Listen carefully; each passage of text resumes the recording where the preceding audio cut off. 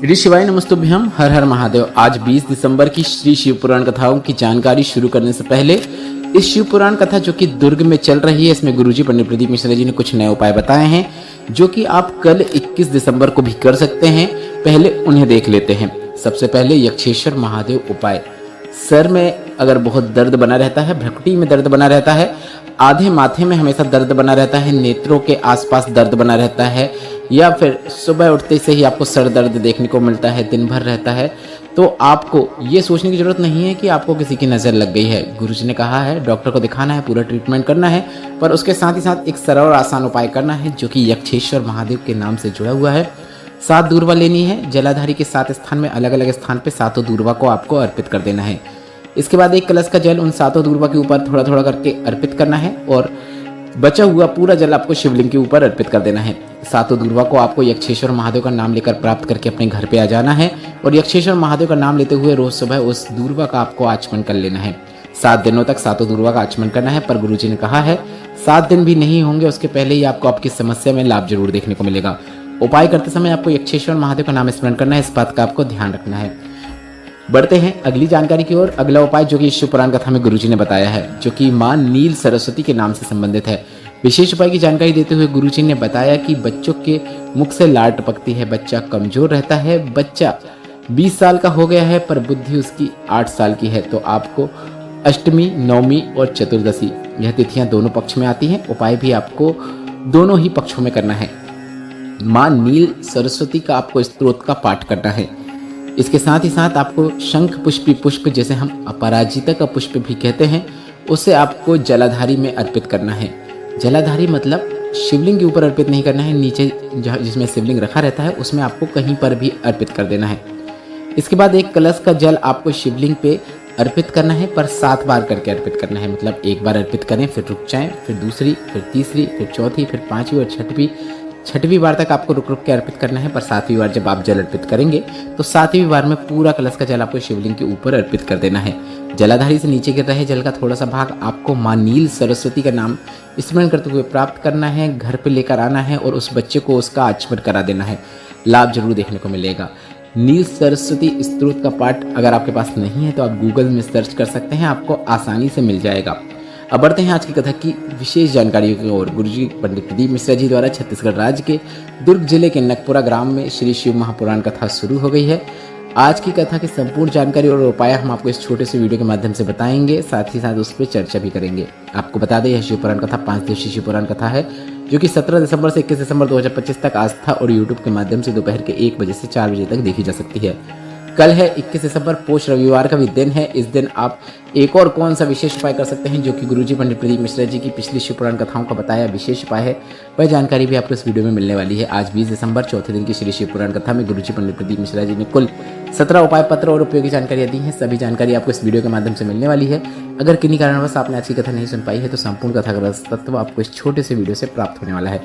बढ़ते हैं आज की कथा की पहली विशेष जानकारी की ओर। कथा शुरू होते गुरुजी ने कहा, मानो कि अगर आपको देह मिली है तो आपको एक प्रयास करना है कि एक बार कभी मौका मिले तो पार्थिव शिवलिंग का निर्माण करना चाहिए, पूजन अर्चन करना चाहिए।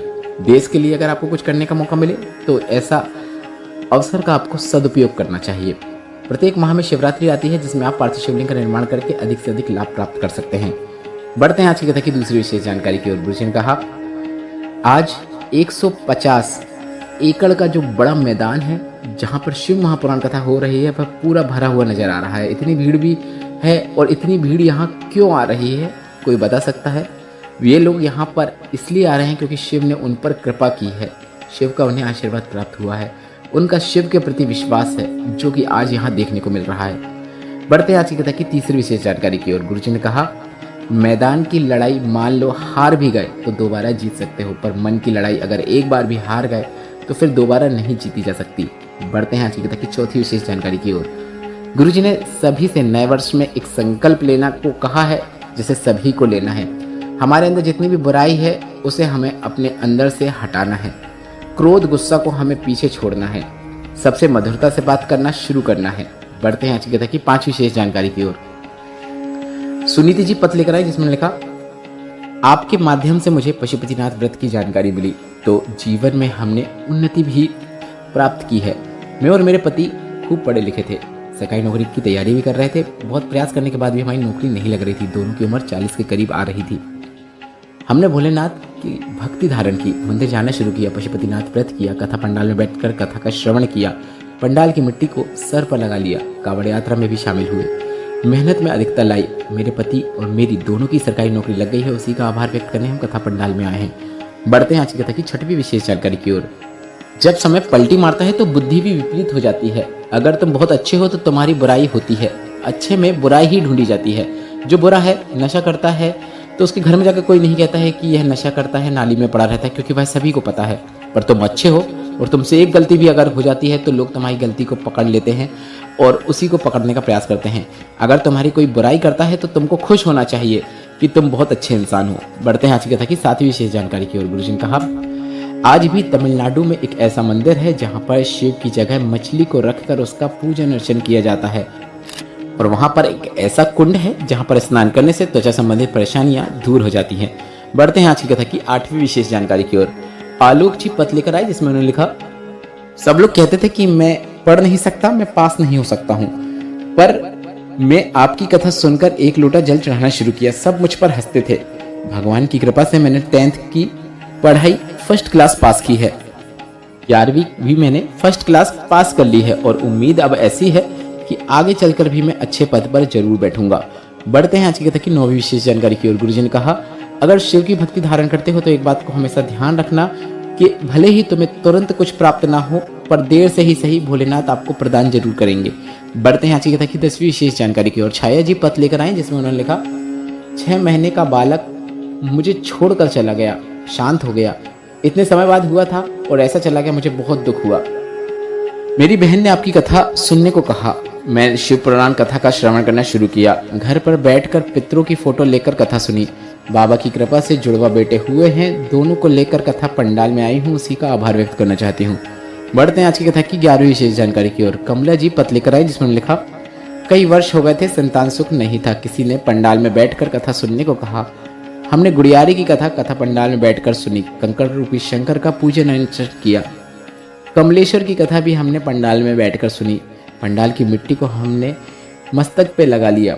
वर्षों के बाद संतान सुख हुआ है, उसी का आभार व्यक्त करने हम कथा पंडाल में आए हैं। बढ़ते हैं आज की कथा की 12वीं विशेष जानकारी की ओर। पूनम जी पत्र लेकर आई जिसमें उन्होंने लिखा, शादी 2011 में हुई थी, संतान सुख नहीं था। हलेकोसा की कथा सुनी, 3 बार पशुपतिनाथ व्रत किया, गमले की ही मिट्टी में शिवलिंग बनाकर उसका पूजन अर्चन करना शुरू किया। बाबा की कृपा से वर्षों के बाद संतान सुख हुआ है, उसी का आभार व्यक्त करने हम कथा पंडाल में आए हैं। बढ़ते हैं आज की कथा की 13वीं विशेष जानकारी की ओर। गुरुजी ने कहा, महाराज जब विश्वास बढ़ता है तो शिव भी जरूर मिलता है, और एक बात हमेशा ध्यान रखना, कभी भी किसी शिव भक्त की निंदा या बुराई भूल कर भी मत करना, क्योंकि उसका जवाब वो नहीं देगा, स्वयं शिव देंगे।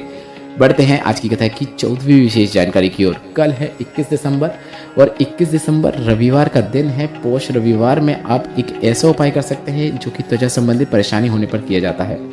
त्वचा संबंधित किसी भी प्रकार की परेशानी होने पर, रोग होने पर आपको सबसे पहले डॉक्टर के पास जाना है, पूरा ट्रीटमेंट लेना है। उसके साथ ही साथ आप रविवार और सोमवार को एक सरल और आसान उपाय कर सकते हैं। रविवार के दिन आपको अपने घर पर ही एक तांबे के कलश में जल भरने के बाद सूर्य भगवान को ओम सूर्याय नमः, ओम सूर्याय नमः ऐसे स्मरण करते हुए सूर्य भगवान को अर्घ्य देना है। अर्घ्य देते समय इस बात का ध्यान रखें, कलश आपके सर के ऊपर होना चाहिए, ऊपर हाथ करके ही अर्घ्य दिया जाता है। इसके बाद इस कलश को आपको धोना नहीं है।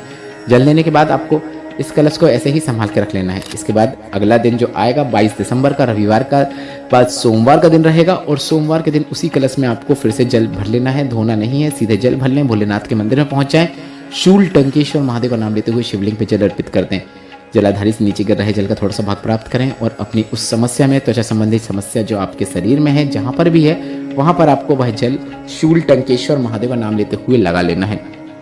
कितनी ही बड़ी समस्या क्यों ना हो, परेशानी क्यों ना हो, लाभ जरूर देखने को मिलेगा।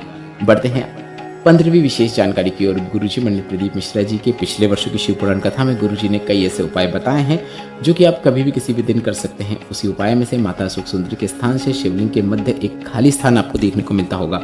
यह स्थान भोलेनाथ ने अष्ट सिद्धियाँ, 64 योगनियाँ, नवनिधियाँ इनको प्रदान किया है, और इस स्थान पर अगर आप अपनी हथेली का स्पर्श करते हैं, श्री शिवाय नमस्तुभ्यम मंत्र का जाप करते हैं और इसके बाद जो भी कामना करते हैं वह मनोकामना 3 माह के अंदर पूर्ण हो जाती है। यह विशेष उपाय आप कभी भी किसी दिन कर सकते हैं, आप चाहो तो कल भी कर सकते हैं। यह एक काफ़ी विशेष उपाय है जिसे करने से 3 माह के अंदर आपको आपके लक्ष्य की प्राप्ति होकर ही रहती है। बस इस बात का ध्यान रखें कि किसी भी लक्ष्य को प्राप्ति के लिए आपको भी कर्म करना पड़ेगा, भोलेनाथ का आशीर्वाद मिलेगा और आपको वह लक्ष्य निश्चित प्राप्त होकर ही रहता है। बढ़ते हैं आज की कथा की 16वीं विशेष जानकारी की ओर। गुरुजी ने कहा, बहुत बीमारी है, बहुत तकलीफ हो रही है, तो आपको अपने हाथ की अंजलि में जल लेकर कुंदकेश्वर महादेव का नाम लेते हुए अगर आप उस जल का भी आचमन कर देते हैं तो भी आपको लाभ जरूर देखने को मिलता है। बढ़ते हैं आज की कथा की 17वीं और अंतिम विशेष जानकारी की ओर। गुरुजी पंडित प्रदीप मिश्रा जी ने आगामी शिव पुराण कथाओं की जानकारी दी है, जो कि इस प्रकार है। 24 दिसंबर से 28 दिसंबर 2025 तक मीरा भाईंदर मुंबई महाराष्ट्र में शिव पुराण कथा होगी, जिसके कथा पंडाल का एड्रेस है पोद्दार स्कूल के पास, JP Infratech complex, Mira road, Mumbai Maharashtra. इसके बाद 4 जनवरी से 10 जनवरी तक सूरत गुजरात में शिव पुराण कथा होगी। 16 जनवरी से 22 जनवरी 2026 तक बड़ौदा गुजरात में शिव पुराण कथा होगी। 5 से 9 फरवरी 2026 तक नांदेड़ में शिव पुराण कथा होगी। 11, 12 और 13 को मध्य प्रदेश के डबरा में 3 दिवसीय शिव पुराण कथा होगी। 14 से 20 फरवरी 2026 तक रुद्राक्ष महोत्सव मध्य प्रदेश के सीहोर कोपेश्वर धाम में होगा और रुद्राक्ष वितरण हमें अनुमान है कि 15 जनवरी से बंद हो जाएगा और वापस 15 मार्च से शुरू हो जाएगा। यह एक अनुमान है, गुरुजी ने भी किसी भी प्रकार की कोई घोषणा नहीं की है। इसके साथ ही अगर आपको यह वीडियो उपयोगी लगा है तो वीडियो को लाइक जरूर करें, कमेंट बॉक्स में श्री शिवाय नमस्तुभ्यम या फिर हर हर महादेव जरूर टाइप करें। श्री शिवाय नमस्तुभ्यम, हर हर महादेव।